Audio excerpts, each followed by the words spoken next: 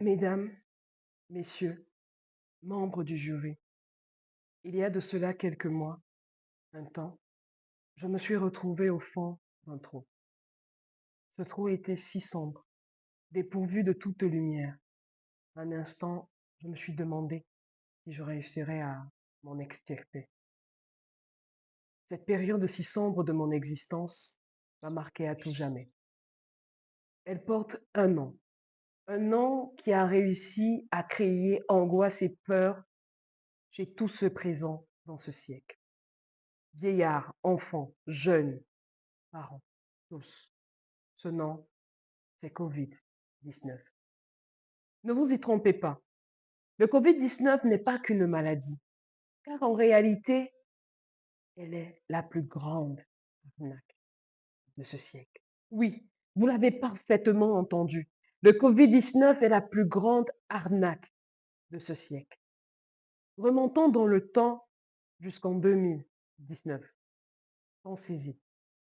Lorsque le Covid-19 a fait son entrée dans ce monde, les gouvernements, nos grands leaders ont enfin eu le pouvoir et l'autorité d'imposer des mesures draconiennes à leurs concitoyens. Notez bien, imposer.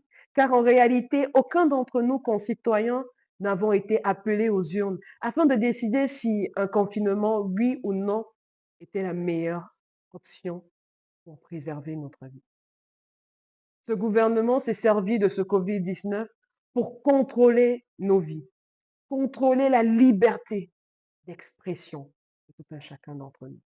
Car d'un revers de la main, le Covid-19 a ôté des années de lutte.